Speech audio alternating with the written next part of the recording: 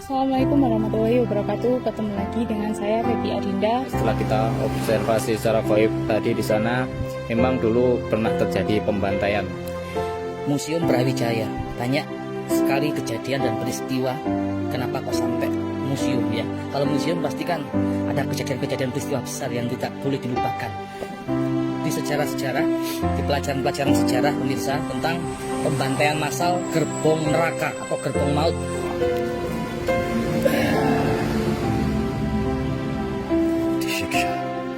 Disiksa, mati-matian. Ini menjadikan cambukan buat kita agar lebih semangat kecintaan kita kepada NKRI ini, kepada tanah air ini. Hanya bambu runcing bisa menang melawan Belanda yang jumlahnya banyak. Ada bom, ada meriam, senapan dan lain sebagainya.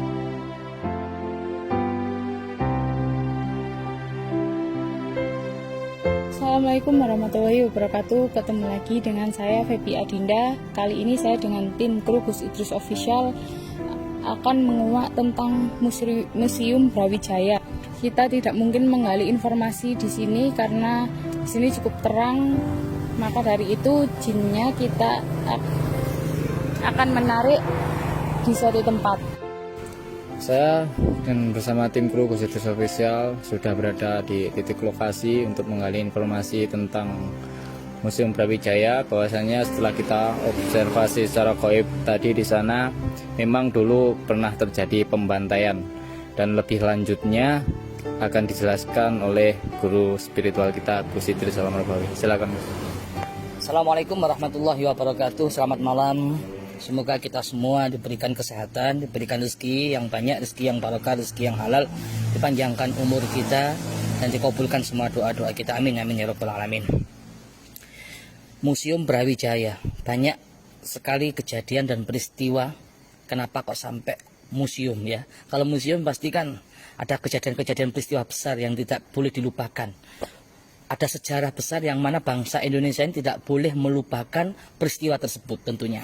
Yang jelas kita sudah mendengarkan di sejarah-sejarah, di pelajaran-pelajaran sejarah pemirsa tentang pembantaian massal gerbong neraka atau gerbong maut. Para pejuang-pejuang kita dimasukkan gerbong di situ, tidak ada ventilasi, udara panas ya, sampai meninggal puluhan orang, intinya seperti itu. Dan banyak juga kejadian mistis-mistis di situ, makhluk-makhluk gaib di situ.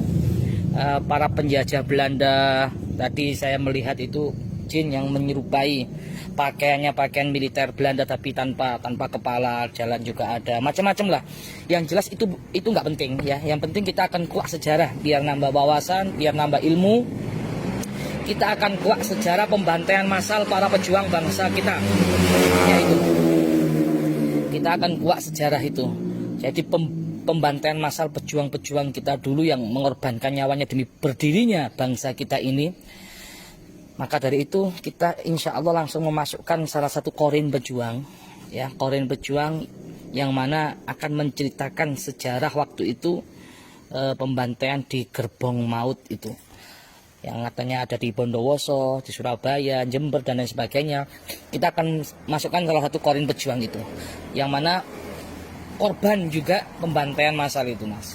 Jadi langsung saja pemirsa, kita langsung masukkan mediator lewat Ki Ageng. Jadi kita kali ini nggak masukkan kayak hantu-hantu, kayak roh kayak arwah jahat, kayak arwah alam Abdul Jumud ataupun alam Ahmar, enggak. Tapi kita akan masukkan salah satu korin pejuang. Perlu diklarifikasi, perlu dicatat, nggak murni dan kita nggak bisa menjamin 100% kebenarannya. Tapi insya Allah saya yakin, seyakin-yakinnya 70%, 80% insya Allah benar, insya Allah ya.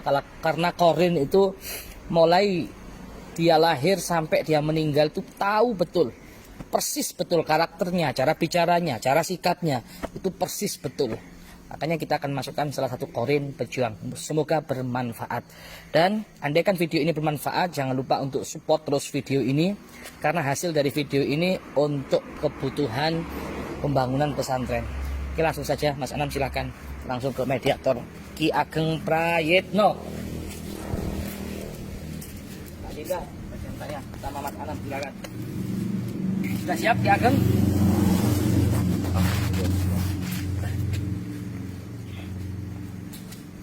Apa nggak di bawah aja? Di bawah atau di atas? Di bawah aja lebih enak.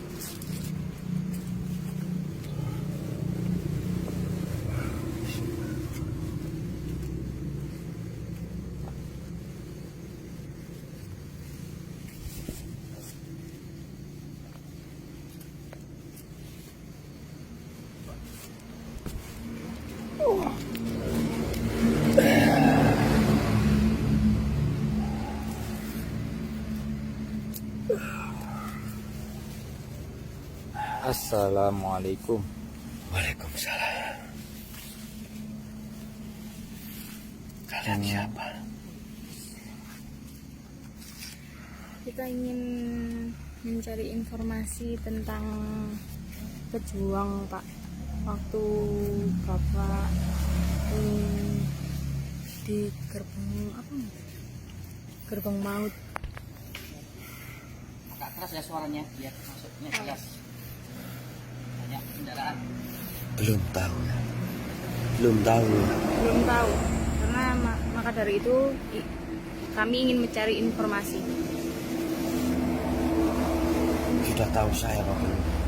Belum. Nama Bapak siapa? Kuswari. Kuswari. Meninggal tahun berapa Pak? Kurang kenceng enggak? Meninggal tahun berapa? Jangan tanya meninggal saya dulu. Perjalanan gerbong maut itu biar kalian tahu semua. Menyakitkan. Menyakitkan.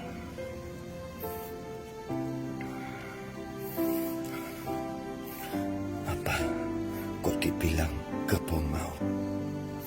Di zaman pemerintahan Belanda, waktu itu yang dipimpin Jenderal Besar Belanda Van der Top namanya, itu sebelum saya digelandang ke penjara pada waktu itu di Bondowoso dalam kekuasaan pemerintahan Belanda, disiksa mati-matian. Kenapa kok disiksa? Pemerintahan Belanda menganggap pejuang-pejuang membahayakan.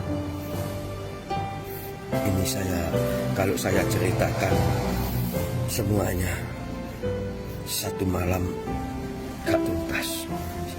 Singkat saja ya. Singkat ya. Iya.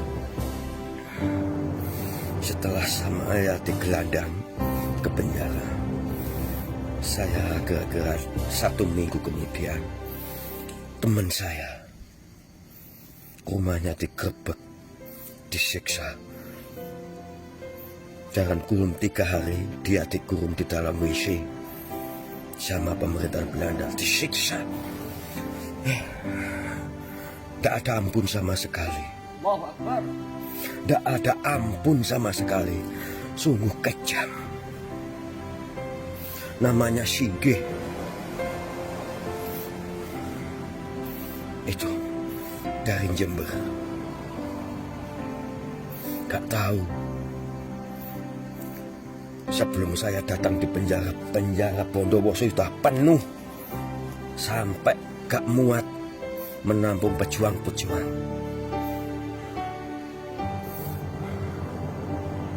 Gak dikasih makan, disiksa. Pada waktu itu, kalau gak salah, ingat saya pada hari Sabtu sore itu semua tawanan dikasih makan. Senang dikasih makan, senang soalnya sudah berhari-hari itu cuma disiksa ketika kasih makan. Mayat bergeletakan. Ya Allah.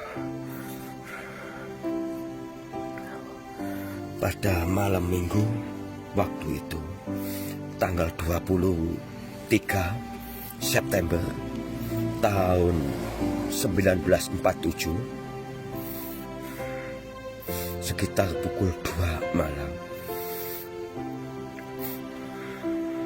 itu dibangunkan semua. Dibangunkan semua. Kurang lebih itu 100 jiwa, 100 manusia. Kenapa kok dibangunkan? Penjara Bondowoso gak muat waktu itu. Gak muat. Semua berkemas. Siap-siap dibangunkan dengan paksa. Gak bangun ditendang. Gak bangun tendang. Kemas-kemas mau dipindah. Malam itu juga pukul 2 kurang lebih setengah 3 sebelum masuk gerbong yang sudah disiapkan pada waktu itu dibariskan 4-4 sama Van der Dorp itu tadi dengan kejam. Sampai sekarang kalau gak tahu, lihat gerbongnya itu besarnya seberapa, panjangnya seberapa. 4-4 dimasukkan gerbong pertama. Yang gerbong pertama catat biar tahu. Yang gerbong pertama itu gak salah itu nomor GR 5769. Yang kedua itu gerbong nomor 4416. Kebetulan saya bersama Singgih itu menepati gerbong yang ketiga, yaitu gerbong yang nomor 10152. Ya Allah, itu bukan gerbong untuk manusia. Gak bisa lihat apa-apa, gelap, pewanas. Jangankan berhari-hari, 1 jam, yang meninggal sudah banyak. Seperti dipanggang, sakit.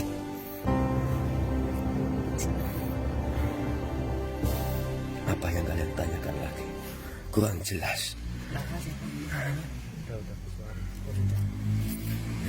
Apakah residual energi itu masih bisa dirasakan oleh masyarakat yang mungkin berkunjung ke Museum Brawijaya tersebut? Ya, sampai sekarang.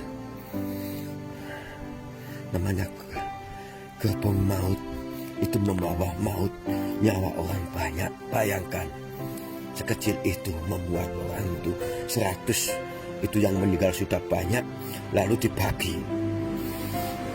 Jadi minimal kurang lebih satu gerbong 33. Itu pun berdesak-desak, gak bisa duduk, tetap berdiri, panas.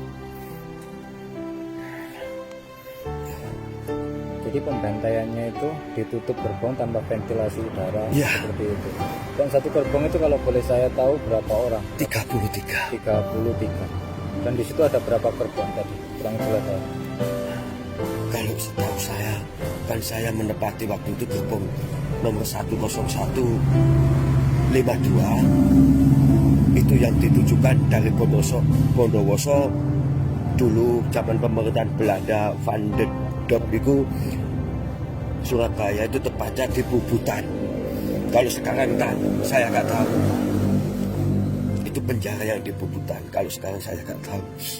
Sakit, panas, gak dikasih makan. Zaman pemerintahan Belanda.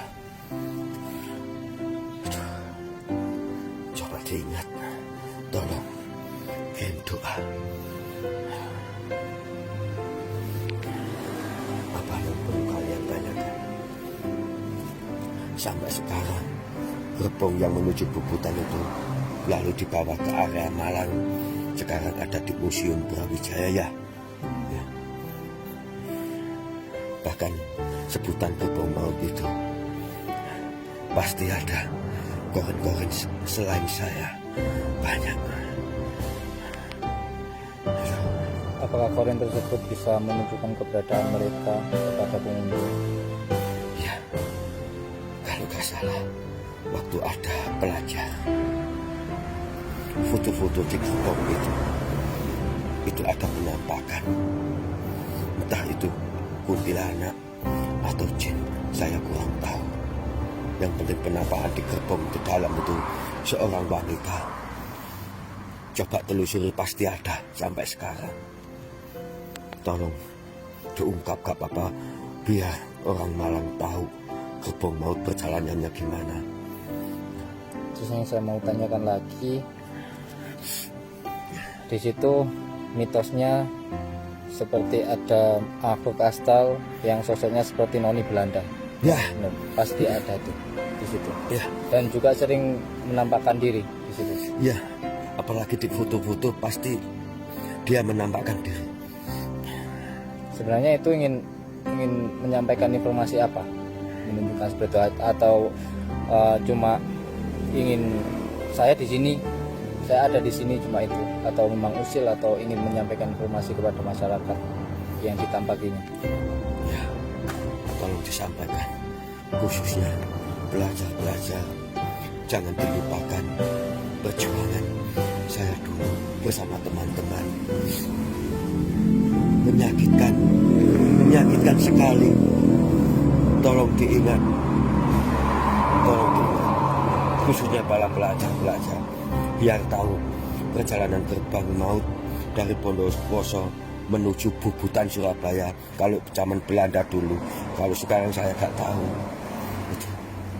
Dan itu kalau boleh saya tahu lagi, kan di situ satu gerbong 30 orang ya, Ya. 30 jiwa, 30 orang, dan itu ditutup tanpa ventilasi apapun. Gelap, panas, nggak ada. Kalau Sekarang dilihat bisa dibuktikan bisa. terus kalau sudah ibaratnya kan auto mati itu kan ya, atau meninggal kan seperti itu, dan terus mayatnya itu bagaimana? Atau dibuang Belanda itu atau bagaimana? Ya, waktu itu para pejuang, kan pejuang yang masuk itu kan berbagai daerah dari sana, kan dikumpulkan di penjara Bondowoso waktu itu. Di penjara Bondowoso itu gak muat, sangat banyak gak muat. Di Bondowoso pun yang meninggal sudah banyak. Kan saya sebelum dibawa ke Bubutan itu saya di situ 1 minggu. Kalau teman saya yang bernama Singgi itu cuma 3 hari, tapi cuma 3 hari itu tidak ada ampun baginya. Itu ditaruh, dimasukkan ke dalam WC, sesiksa. Nah, iya, tahu-tahunya hari Sabtu itu tanggal 22 September tahun 1947, waktu itu Singgih dikeluarkan dari WC itu, dia beranggapan senang dikasih makan. Gak taunya jam 2 malam dibangunkan, dibariskan itu tadi. Dikasih makan semua senang. Gak taunya makan itu ibaratnya makan terakhir. Iya. Ya Allah, ya Allah, semua senang dikasih makan itu senang. Sabtu sore kasih makan, nggak tahu jam 2 malam dibangunkan, ibaratnya makan itu buat satu kali itu buat sanggup mati, tahu kamu? Sakit, menyakitkan. Apakah Anda dan teman-teman Anda itu dipaksa untuk kerja rodi di Belanda seperti itu? Bisa. Kan dulu ada namanya golongan kan, golongan orang berkumpul mempertahankan Indonesia, gimana Indonesia itu bisa merdeka kan gitu tujuannya. Waktu itu kan sudah merdeka tapi penjajahan masih ada. Beranggapan Belanda itu orang-orang berkumpul itu berbahaya, makanya dikumpulkan jadi satu di penjara Bondowoso, gak muat dikirim ke Bubutan Surabaya dalam keadaan dipaksa. Gak dikasih makan, ibaratnya makan satu kali itu buat sanggup mati. Itu yang saya rasakan. 5 menit mati, 10 menit kemudian mati. Ya, gak ada lubang udara sedikit pun. Coba lihat di Museum Brawijaya, sekarang masih ada.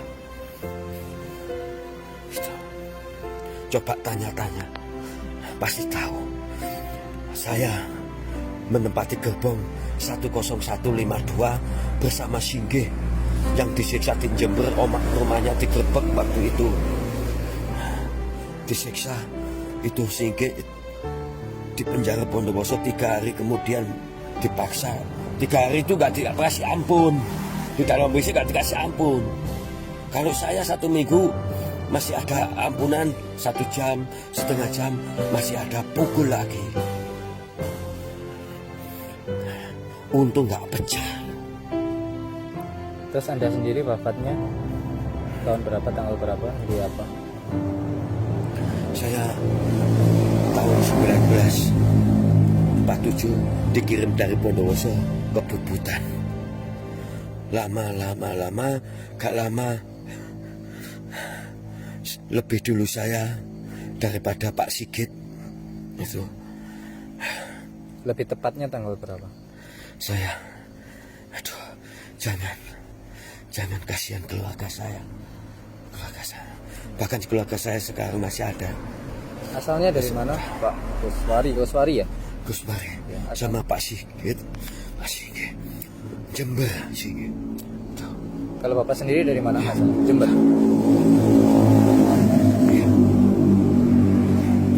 Itulah, Ada yang mau ditanyakan lagi? itulah perjalanan maut. Gerbang maut. Kecil, gak bisa duduk. Kalau ingat itu. Aduh. Tapi orang-orang saya zaman itu bersatu.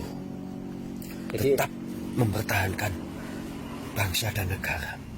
Biarpun mati dalam keadaan apapun. Siap. Jadi pedihnya kayak gitu ya, Pak ya. Mempertahankan bangsa Indonesia, meraih kemerdekaan bangsa Indonesia sangatlah Gak ada yang gemuk. menyasar tadi. Orang di penjara di Bondowoso gak ada orang gemuk. Tinggal tulang. Berjalan susah. Gak dikasih makan. Terus kalau melihat kondisi Indonesia yang sekarang itu bagaimana, Pak?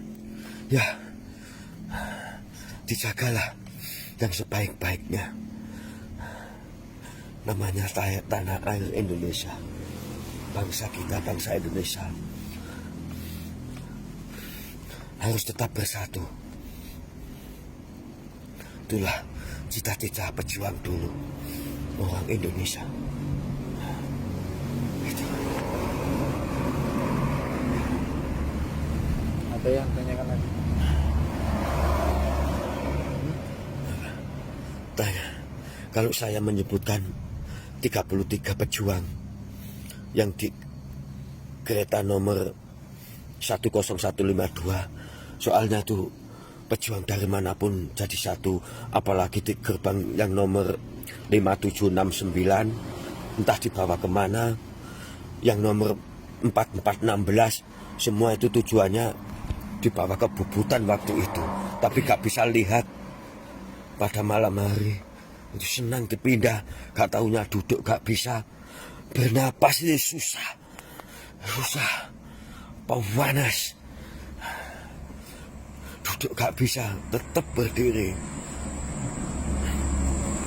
Jadi mayat-mayat itu numpuk, kasihan.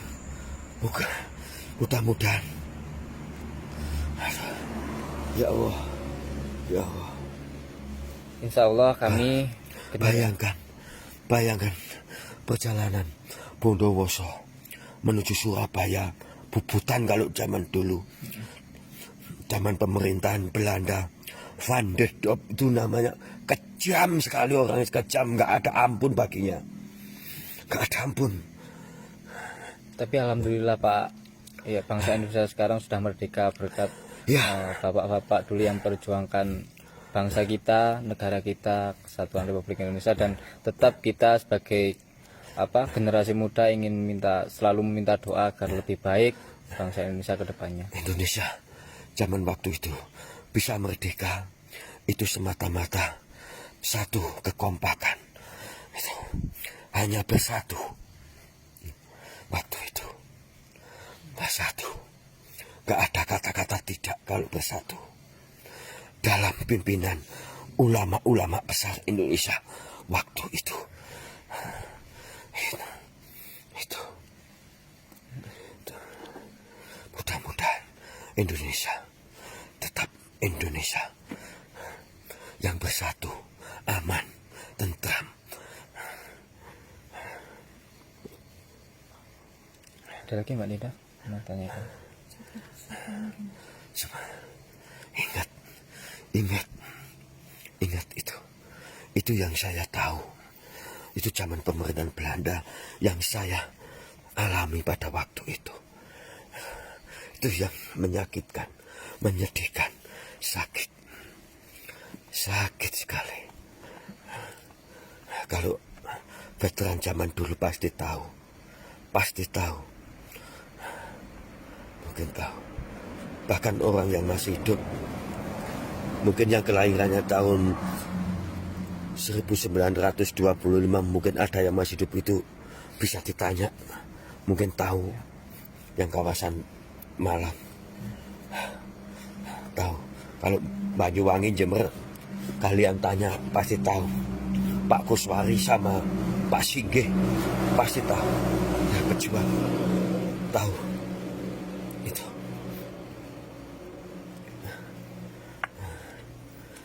Apalagi?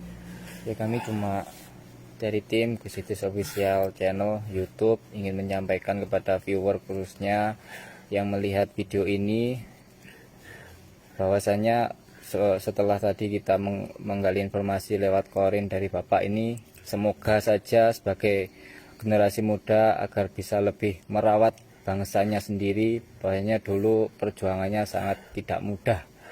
Jadi seperti itu.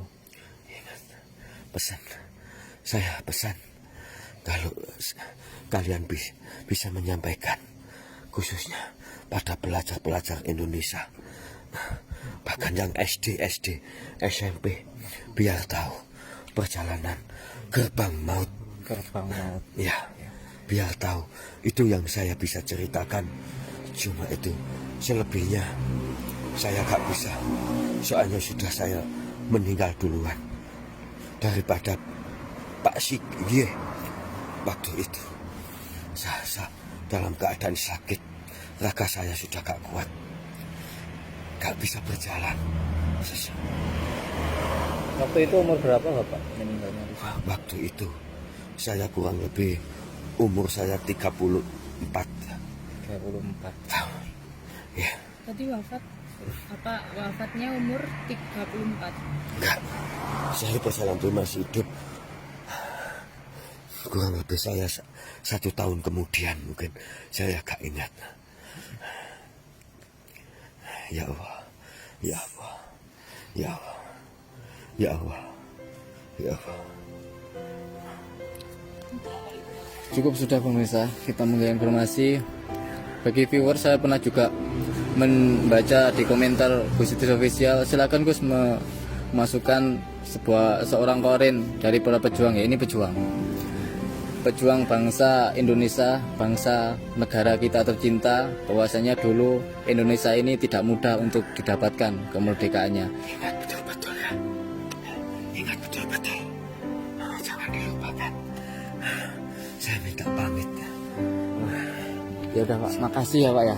Doakan terus Indonesia agar lebih maju, selalu mengingat para pejuang-pejuangnya dulu. Terima kasih. Assalamualaikum.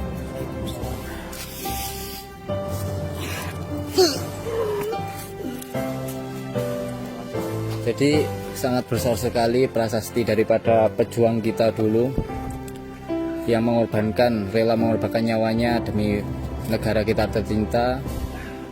Kalau saya sebagai perwakilan generasi muda saat ini memang ingin selalu mengingat prasasti pejuang kita dulu, bahwasanya sangat tidak mudah untuk mendapatkan kemerdekaan Indonesia ini. Jadi sangat menyentuh sekali tadi sebenarnya perjalanan sejarah. Jadi di Museum Brawijaya tersebut ada pengalaman dari seorang veteran pejuang Indonesia yang dibantai oleh Belanda, dan satu gerbongnya itu 30 jiwa orang meninggal tanpa udara, tanpa ventilasi. Dan untuk itu kita langsung saja mendengar dari Gus Idris pesan-pesan untuk kalian semua viewer Gus Idris Official. Silakan Gus. Setelah kita menyimak cerita kisah langsung dari pejuang yang bernama siapa tadi? Kuswari. Pak Kuswari bersama Singgih ya. Masya Allah luar biasa ceritanya, menyentuh sekali. Ini menjadikan cambukan buat kita agar lebih semangat kecintaan kita kepada NKRI ini, kepada tanah air ini. Luar biasa perjuangannya sahabat, luar biasa perjuangannya para pejuang-pejuang dulu untuk mempertahankan, untuk memerdekakan bangsa kita tercinta ini. Maka jangan sampai kita melupakan sejarah itu. Begitu besar dulu pejuang kita itu, pengorbanannya untuk bangsa kita tercinta ini. Oleh karena itu, marilah setiap hari memperingati Hari Pejuang, mari semua kita kirim doa kepada beliau-beliau semua yang telah rela mengorbankan semuanya demi bangsa kita, rela mengorbankan nyawanya, rela mengorbankan keluarganya, hartanya, jiwanya demi bangsa kita tercinta ini. Sungguh sangat menyayat hati, sungguh sangat menyakitkan hati. Seperti kalau kita melihat di stasiun televisi, melihat pejuang-pejuang veteran yang masih hidup aja luar biasa, ada sampai cacat sampai segitunya ya, luar biasa. Sedikit pun kita bagi generasi muda saat ini, ayo kita tunjukkan semangat kita. Subhanul yaum rijalullah. Generasi-generasi yang akan datang ini tergantung pada kita semua, para pemuda-pemuda bangsa ini. Pemirsa, lihat perjuangannya dulu, tidak lepas dari para ulama-ulama, tidak lepas dari para kiai-kiai.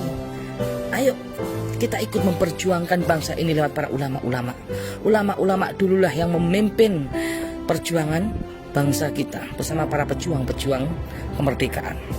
Kalau zaman dulu ya, jumlah pejuang kita sedikit melawan pasukan Belanda yang jumlahnya banyak, senjatanya ada meriam, ada bom dan lain sebagainya. Lihat pejuang kita hanya pakai bambu runcing, datang itu kepada para ulama, Kiai, tolong Kiai, ini saya cuma punya bambu runcing, tolong dikasih doa. Dikasih itu bambu runcing, sini dikasih doa. Ya Allah ya Qadim, ya Allah ya Qadim, ya Hafidhu ya Nasir, ya Wakilu ya Allah.